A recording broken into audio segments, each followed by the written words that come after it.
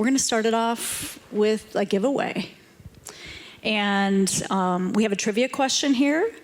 So, and the first person to get the correct answer will receive a copy of Paul Shapiro, our distinguished panelist's Clean Meat book.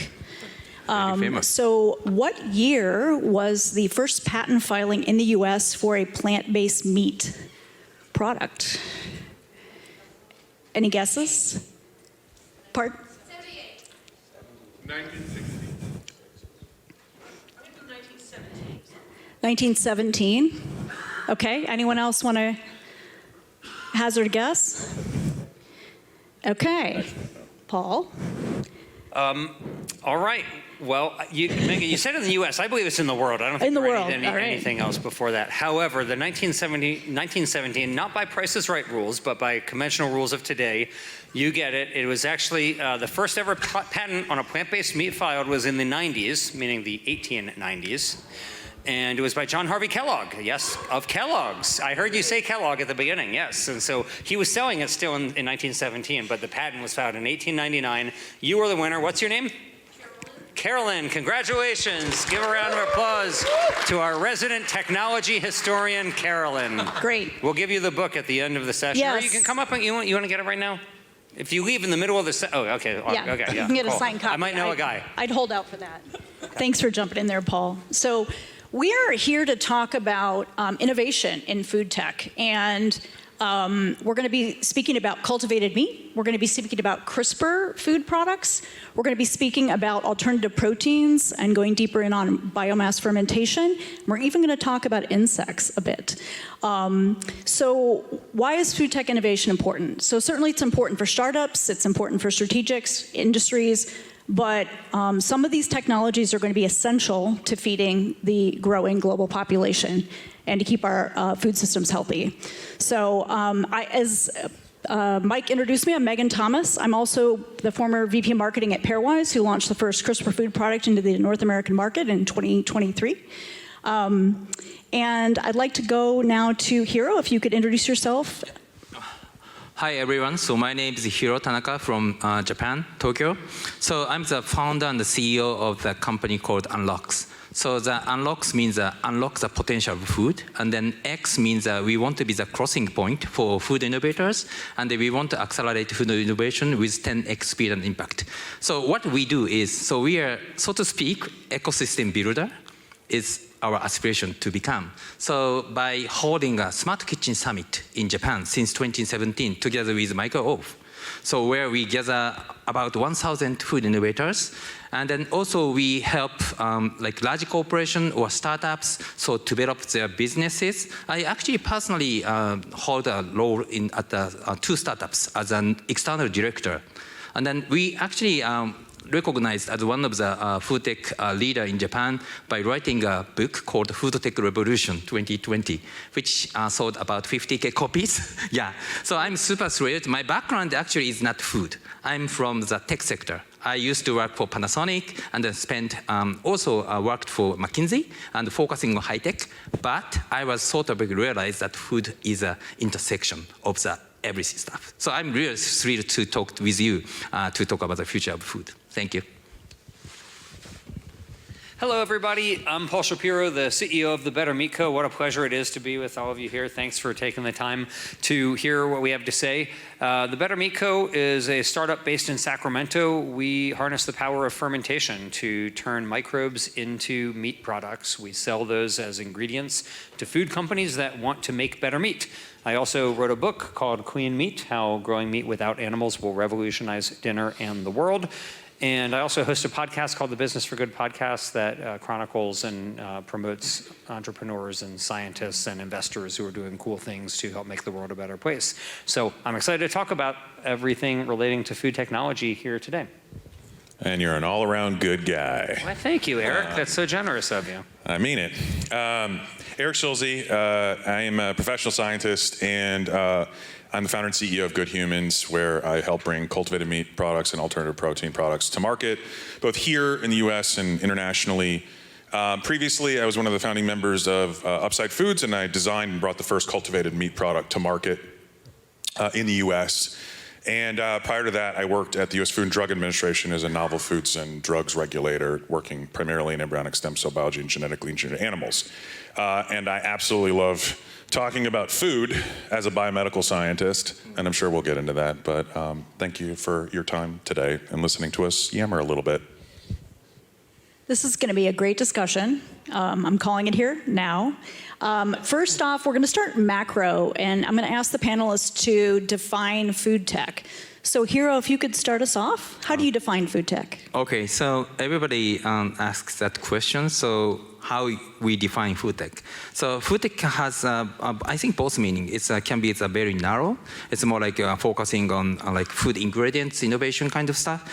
But we define food tech as more like a broader ecosystem. It's like it ranges from ag tech to food and beverage technology, distribution, retail tech, restaurant tech, even like personalization. So we actually publish this food innovation map almost every year, which covers what to eat at home, what to eat outside home, how to purchase, how to cook, and how to develop, and what kind of ecosystem we need to build. So this actually has both Japanese and English version, so you can download it on my own site or on my LinkedIn. But actually, food actually is everything. It connects all the elements of this planet and people. So therefore, for me, so food tech is food has involves everything. So therefore, for me, like it ranges from the cultured meat, fermentation, plant-based meat to anything. Yeah. People love food and people love technology, but people don't always like food technology, right? People want technology in their pockets. They don't want technology in their stomachs. And so I actually find that the term food tech often turns people off because they think they're eating technology and it seems disgusting to them. To me, though, food tech is ancient. The first time anybody ate a fermented food or drank a fermented beverage, that is food technology that is many thousands of years old. Eric and I were recently discussing the invention of cheese, which took a number of technologies to bring cheese into the world. That involves all type, you have to first domesticate cows, which is a technology. Then you've got to be milking them. Then you've got to store the milk in a calf's intestine that happens to have rennet, which you don't even know exists. And then that curdles it, and it looks repulsive, and you think, I'm going to eat that. Yum. And that type of food tech today takes up a huge portion of the global diet. I mean, you walk into a supermarket, and it's a huge aisle of cheese, which is a novel food to humanity, 10,000 years ago, which is like that, historically speaking, in the human time frame. And not to mention the human adaptations too, like the last 10,000 years being lactose tolerant in certain populations, of course. Yes. To allow that to even be an industry that would flourish. Yeah, that's a great point, Eric. That's an excellent point, that we ourselves are basically domesticating ourselves to adapt to food technology. So anyway, to me, food technology is an ancient practice that we continue to get better and better and more precise at, whether it's fermentation, whether it's hybridization of wheat that led to billions of people not starving to death, or whether it's creating meat without animals. These are all technologies that relate to food. I'll be brief because I'll yes and this. Not only do I agree with what they've said, but also, whether people like it or not, food is designed by humans. We make food for ourselves to suit our lifestyles. We alter the genomes of plants, animals, and microbes to suit us. We domesticate them. We are now domesticating microbes further with fermentation products and fungus cells. We're domesticating them at a genetic level now. I'd be as bold as to say that food tech is the overarching parent. Agriculture is a subset of a broader food technology platform that we use to actually produce the things that sustain us. And I think agriculture is just a long, huge history of this. To say one last thing, to mark the metronome of human progress has been driven by human agricultural progress. You could mark our ability to dominate this planet, for better or for worse, by the things that we have done to feed ourselves. Excellent. I love the diversity of the answers given here. So what is the one question about food tech that people should be asking but they aren't? And I'm going to go back to you, Eric. What's the one thing they should be asking? Yeah. Why isn't there more science in my food? Today, is the safest food you've ever had in your entire life and in the history of humanity. We have never known a world where you didn't have to worry about some aspect of your food making you sick. 50 years ago, if you had cereal and milk, one of those two was a good chance it could make you sick. We don't have to worry about that now. So I think, and that is in part largely due to how much we understand our food from a technical point of view, and also from the quality systems that we've learned to put in around and in place to improve this food safety that also goes with that.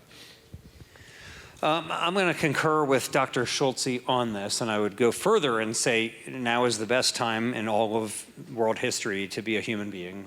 Even people who live in developing countries have better lives than people 50 or 100 years ago did. Conversely, it's also the worst time to be a non-human. And a lot of that is driven because of our agricultural system. There has never been a worse time in world history to be non-human.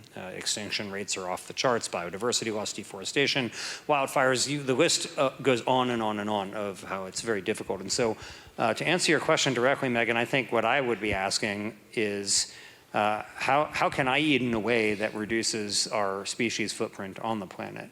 Eric mentioned that we're dominating the planet, certainly true, and maybe we will dominate other planets in the future too. But the question is, food is at the root of the problem, and it's also the potential solution. That we can feed humanity without destroying the rest of the planet.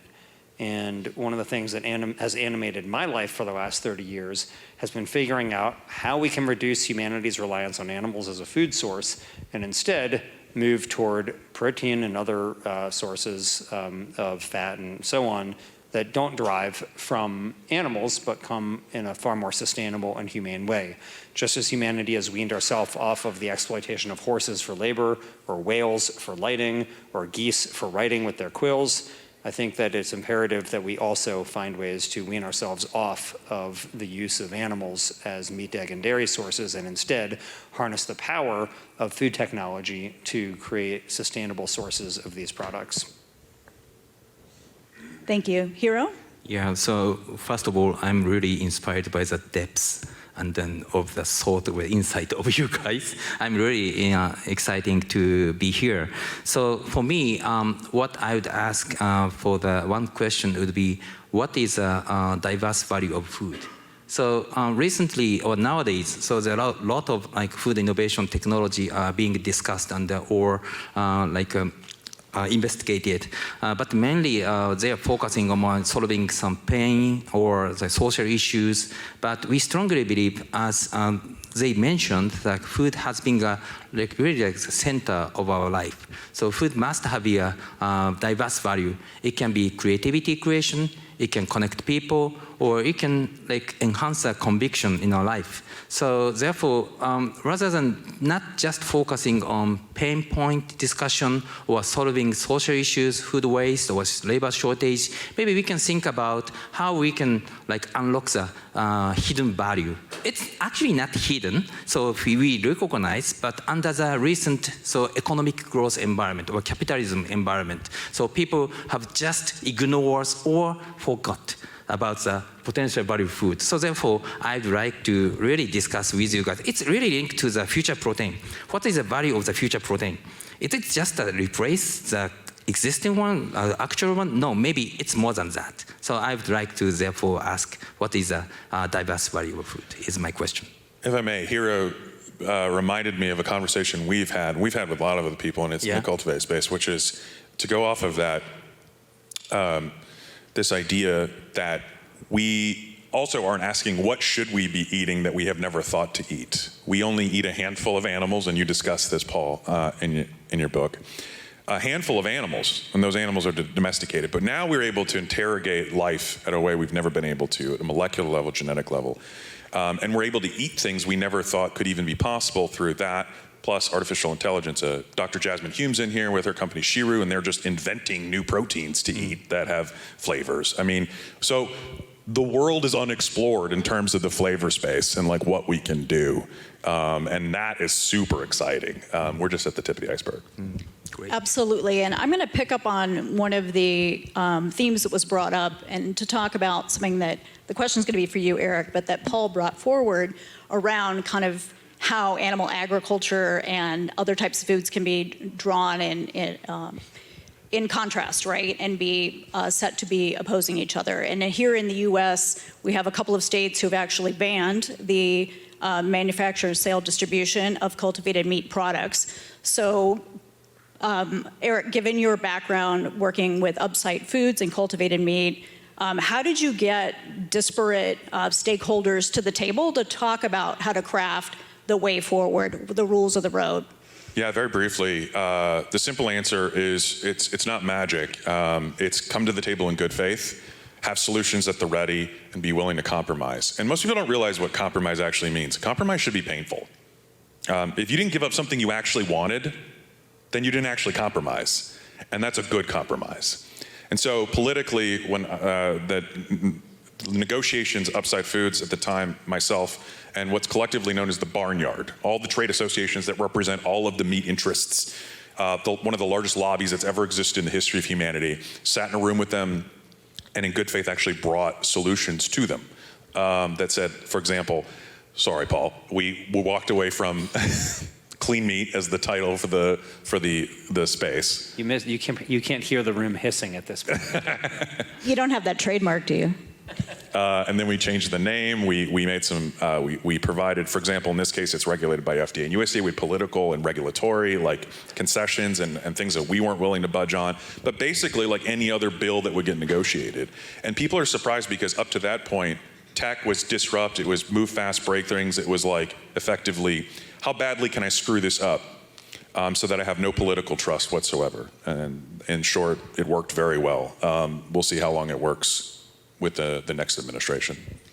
Yeah, so for cultivated meat, how do you think about consumers and the idea of introducing cultivated meat to the general public? I mean, it's been really hard, candidly, because there's not enough on market. I think the short answer is you can't buy it really in the US right now, even though there's approvals. There's not enough companies approved. And then on top of it, individual states are banning and criminalizing it to the extent of like possession of marijuana. Not great. I will just say, though, you know, people say, well, there's a new food technology. How do you introduce it to people?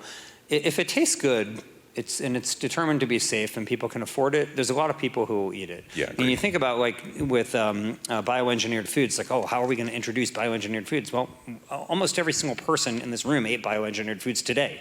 You didn't think about it, but almost certainly you did. And it's not like somebody introduced it and did a marketing campaign to try to persuade you to buy them.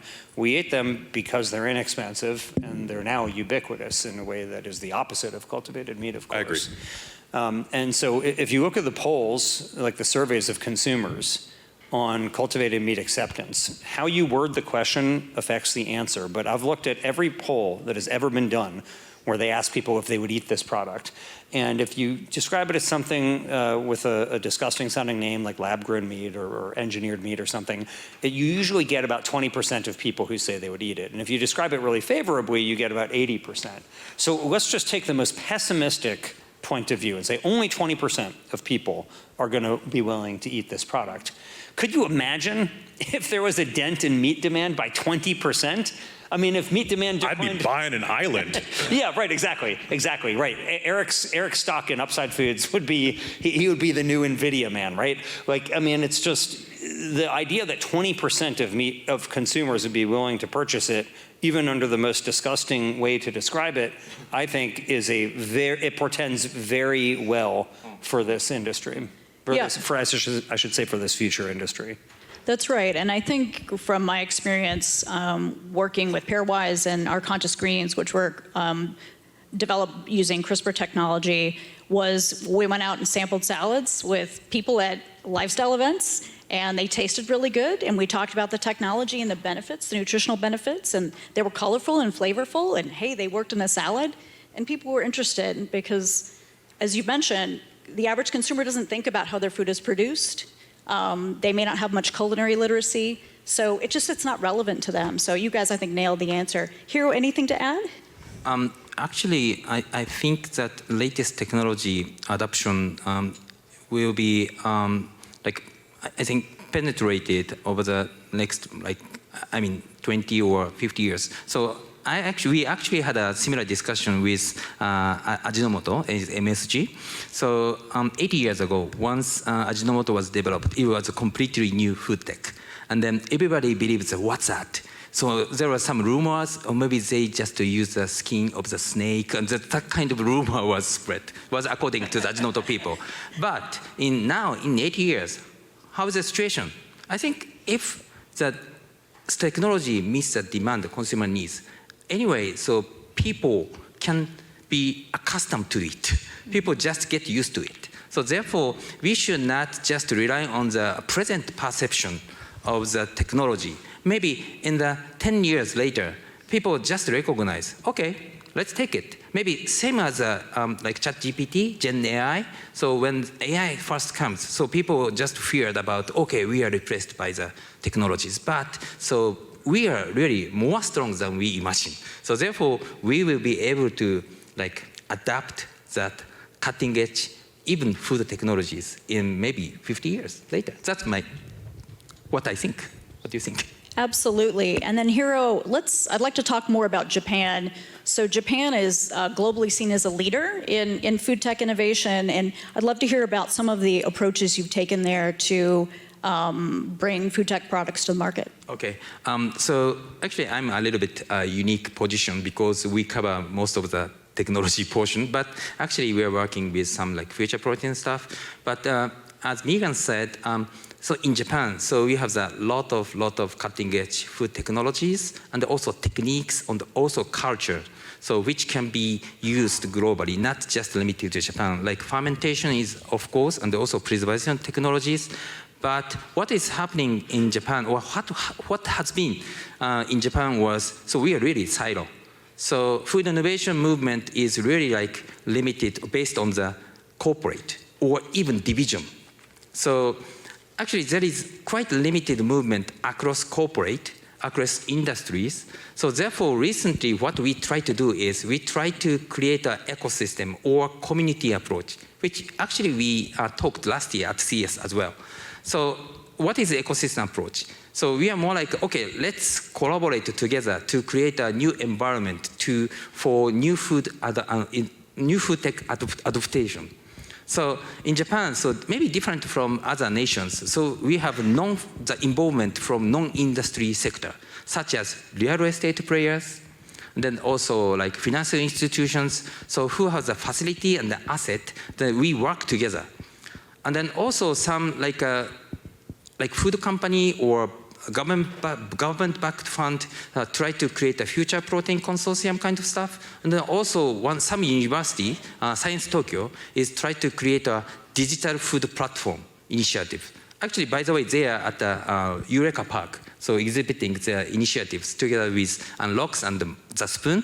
So actually, we try to really involve the multiple stakeholders in one place. So that's currently happening. And also, that is update from the last year. So last year we just talked about the community approach, but in Japan, so we are now more moving forward in a tangible way. Wonderful. Thank you for breaking that down for us. Paul, Eric, anything you'd like to see happen in the U.S. to drive this type of collaboration? I'm going to augment one thing earlier, actually, about what Hiro was saying, which made me think. He was saying something that I thought really deserves to be underscored, which is that people get used to these foods. And it reminded me of what happened with ice, that for thousands of years, the only way we had to get ice was out of nature. There was a huge industry to harvest blocks of ice from frozen rivers and lakes, and it was shipped all over the world in insulated boats. It was a big industry with barons of industry selling ice. And when artificial ice came out, through refrigeration. There was a massive Don't you mean lab-grown yeah, ice? lab-grown ice was first Clean introduced. It was perceived as extremely unnatural. It was perceived as dangerous. There was a lobby campaign against it. The incumbent ice barons put out ads against it, warning people, don't eat artificial ice, don't let your kids use it. It's dangerous, it goes against God. They even started a Natural Ice Manufacturers Association, and they had whole proceedings and conferences for the natural ice industry. And they gave speeches about the danger of this food. And there are many people who didn't want to use it. And now you fast forward a century, and we all have artificial ice makers in our homes. We call them freezers. We don't think there's anything unnatural about it at all. And most of us would never even consider living without one. And I think that really underscores what Hiro was talking about, which is that people just become accustomed. Like what was cutting edge food technology in the past is just what we expect as normal today. And in fact, my guess is that most people would prefer to have your own freezer rather than having natural ice, which almost certainly is dirtier than the ice that we get out of the freezer. So anyway, that's my contribution to Love it. to augment what Hiro's point was. Very briefly, I'll just say, like, again, I think it's simple. You've already said it, but it's like, is it available? How much does it cost? Is it safe? And is there, is a branding around it, obviously, to differentiate different products? But I'll add one other layer to this, being former Fed myself, is the government has to have skin in the game. In the US, that's a very burgeoning thing. The Biden administration has done a bioeconomy, biomanufacturing initiative, to TBD whether that'll be upheld in the next administration. But there is no federal investment into cultured or cultivated meat, unlike many other industries. So either subsidies need to be issued to cultivated companies, or in this case, removed from conventional, which is very unlikely politically. But in other words, like the incentive for the government to have, and most governments worldwide, once they get involved financially, usually that's federal loan guarantees or what have you, industries take off. EVs are a great example of that, where the Department of Energy has given away billions, trillions of dollars now at this point in order to support, a robust sort of new industry. And that is, I think, yet to happen in alternative proteins and especially cultivated meat. That's right. Paul, do you have something to add? I see the gears turning. Say it. Okay, I want to say it even though it's irrelevant. Anybody else notice the amazing speed with which this AI is transcribing what Eric was saying? On the screen, there's a readout of what you're saying, and it literally is less than 1 second lagging what you're saying. It's unbelievable. Did it get it? Yeah. Yes, it did. It's so amazing. Anyway, yeah, that's my comment. Fantastic. So certainly there's an opportunity to be continuing to explore new approaches, right, to bringing these products to market. How can we collaborate, large strategics, academic institutions, startups, investors, others with skin in the game. So appreciate you addressing that. Let's talk a bit about precision fermentation. So Paul, your company, the Better Meat Company, works in precision fermentation. What role do you see that technology playing in the global food supply? So a lot of the times when people think about food that's grown inside of bioreactors, they think it's all one thing, right? But there's lots of foods that are grown in bioreactors that are commercially available today, like citric acid, or foods that aren't really commercially available, like cultivated meat, which is grown in bioreactors. And then there's what we do at the Better Meat Co., which is called biomass fermentation, which is similar to, let's say, Quorn, or Quorn, the British company, that decades ago launched a company based on bioreactor-grown food. So Quorn, which has about $300 million in annual revenue, they were acquired for $800 million. This is a decades-old company that's had a lot of success, and they grow food inside of bioreactors that are each 150,000 liters. They're about 10 stories tall. I've been there, I've climbed up these reactors. They have 5 of them, churning out a river of microbial protein that is sold in KFC at price parity with chicken, one of the cheapest commodity meats. Right, so like people think, oh, well, food grown in bioreactors is too expensive. They're never going to be able to do it. In reality, Quorn not only does do it, they've been doing it for decades. What we at the Better Meat Co. are doing is similar to Quorn. However, it's a different business model. It's B2B, and it's a different species. Just in the same way that there are thousands of animals out there who we could eat, but we only eat a few. There's thousands of plants out there that we could eat, but we only eat a few. Well, when it comes to microbial fungi, there's only one that people eat, which is the one that Quorn grows. It's called Fusarium venenatum. And that has enormous amounts of literature on it. Their patents are mostly expired, so there are a lot of other companies now that are growing Fusarium venenatum using their technology. But what we at the Better Meat Co. did was decide, are there better species out there? Maybe they grow faster. Maybe they have a more meat-like experience to the bite. Maybe they have a higher protein content. And we screened hundreds of species and strains of microbial fungi to see what grew the fastest, what accumulated the most protein, and what would have the most meat-like texture. And we settled on one, which is not just a different species, but a different genus altogether, called Neurospora crassa. And we began industrially growing it to see, could we introduce a new crop to the world? And we filed with the FDA about 3 years ago for GRAS, or generally recognized as safe status, and we just got that about half a year ago. And we now sell, we produce out of a 9,000 liter bioreactor, and we sell every gram that we make to food companies for them to either make alternative meats or to blend it into their actual animal meat to make a hybrid product so they can reduce the footprint of their meat products. So what we are doing is trying to introduce a new crop to the world of this extremely delicious, extremely healthy, extremely efficient microbe that grows so fast that it's almost hard to grow because it's so fast. You have to feed a cow for nearly 2 years before you get a steak. From the time that we inoculate our fermenter to the time that we harvest it is less than 1 single day. 17 hours in a batch fermentation from inoculation to harvest. That's why I think that this is really going to be the future of food. In fact, the Future of Foods podcast, Alex Shirazi's show, has been there and is recorded in front of our bioreactor there too, and has seen it. But I encourage you, if you're in Sacramento, we would love to host you and come visit what I call the Willy Wonka of meat production. Can I ask a question to Paul? Are you doing this like your initiatives by yourself, or are you do you partner with like government or municipalities? When you said by myself, I thought you meant like, am I the one doing it? No, I'm the dumb CEO. There's lots of smart people there doing it, but now I realize you meant the company. We do receive Department of Defense funding. Okay. And so, as Eric mentioned, the government is spending trillions to help out the EV industry. Well, the U.S. is largely, lost when it comes to semiconductors and photovoltaics, which are all produced in Asia. We import them now. And even BYD is now the biggest EV maker. It's no longer Tesla anymore. So the U.S. just keeps losing, basically, on all this clean tech. So anyway, the U.S. government has tried to make sure we don't lose when it comes to clean proteins. And so the Department of Defense funds companies like ours. We also have venture capital investors too. But yes, we are doing this in partnership with the Department of Defense. And thank you, Paul. This is an emerging field, and I recommend folks check out the work that they're doing at the Better Meat Co. And learn more about biomass fermentation. There are a lot of exciting things happening there. So we did say that we were going to talk about bugs. We talked about a type of bug and microbes. But Paul, I'm going to ask you about insects. Do you think it's likely that we will have insect-derived products or ingredients here in the U.S. in the next 10 years? Well, we already do have them for pet food. So my dog recently ate a black soldier fly larva-based dog food, and he is one finicky dude. My dog, you can actually see him if their photo is there. He's in my headshot photo.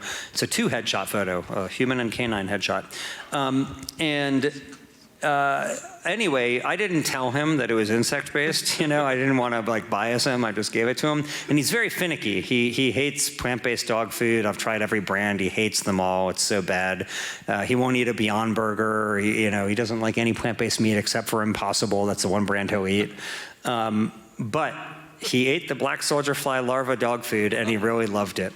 So, I'm no soothsayer. I don't know what's going to happen with insects in the human food supply chain, but I can tell you based on that one experience where the N equals 1, but that one is a very finicky guy. Maybe dogs will be eating black soldier fly larvae instead of eating factory farmed chickens. Wow. Yes, and also in human food, if again it meets all the aforementioned, it's cheap, it functionally can replace things, and again, as much we've all talked about, you have to brand it appropriately. You can't call it what it might scientifically be. That's a terrible approach. This is why you don't put scientists into branding positions generally. So, but all the things I suspect it'll find its way into human food. There are too many things to exist that are not prohibited by the laws of physics That means it is possible. It just needs time, energy, and resources to figure out. And I think that very much applies to food. We just haven't tried so much. Right. So I think it's exciting to think about what's available. Right, in foods or crops that are grown in certain regions that aren't well known in other regions of the world. I absolutely agree, and I do think the consumer piece is a key one. So we've got just over 5 minutes remaining. I do want to talk about how we can bring these different food tech innovations to bear to address major problems. So if each of you could bring forward a problem that you think that food tech innovation is particularly well suited to address. Who'd like to start us off? Based on the lack of volunteering, I'll volunteer myself. Thank you. So to repeat, I think the biggest problem that we face is how do we feed humanity without destroying the planet.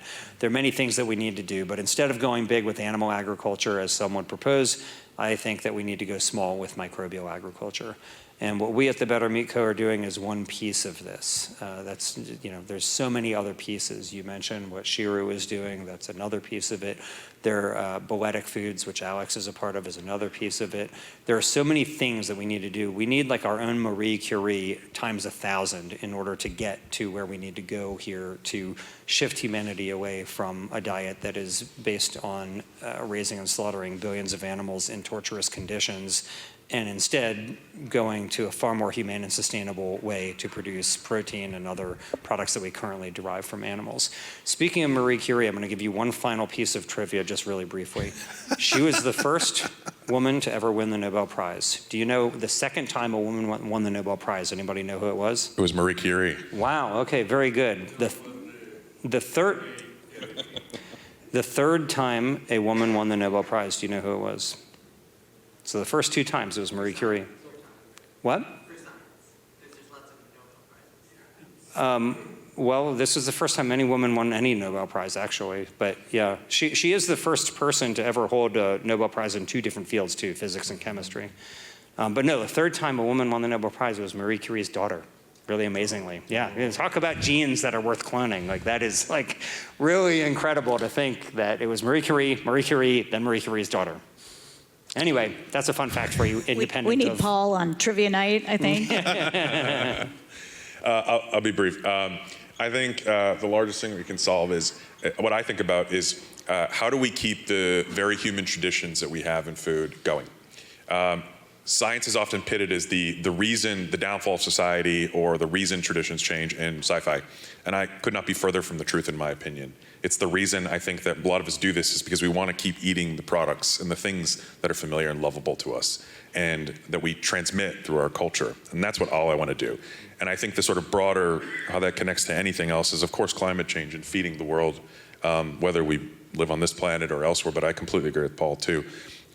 This is a planet worth preserving, and we're going to have to be more creative with more products in order to keep those traditions and still have a planet that's good enough to live on. I love that you've drawn food traditions and science as working together and being essential, right? I think they're too often drawn in opposition, and we need to understand and start with how people think about food, the cultural traditions, the functional role it plays, how they come together with their family and friends around food. And the more we can integrate those principles together, the better. In terms of climate, I would love to say that tropical crops in particular are threatened by climate change, bananas, cacao, coffee, and so technologies like gene editing will be important, other advanced breeding techniques to addressing that so that we still have those crops in the future as ecosystems change very rapidly. Paul? Yeah, I agree with you, Megan, and would say, keeping the planet livable for us is a difficult thing to do, but it is a lot less difficult than making Mars livable for us. And so this is probably the best shot we have. So we have just over a minute left, and I'd love for each of you to, in 5 words or less, talk about what you're most excited about in the food tech space when you look to the future.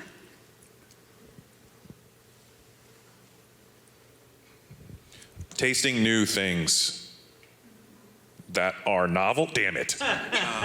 So close. Paul? making delicious food from microbes. Oh, get out of here.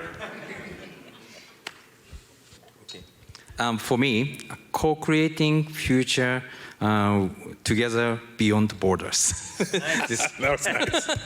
Excellent, excellent, Hiro. Any final comments that any of the panelists would like to add? This has been a great discussion.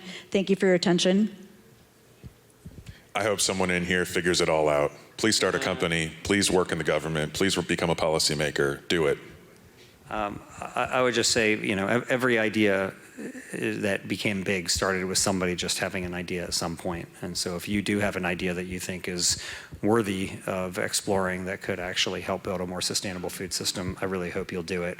If you have a lot of money, I hope you'll invest in these types of companies. If you have some other type of expertise, we'd love for you to use that as well. But this is a really pressing problem for humanity, and it requires a lot of people to help solve it. And I'm grateful for each of you in the audience who are doing anything. Your existence in this audience means you're interested in the topic, so I'm already grateful to you for that. And I hope that we get to do some good in the world together.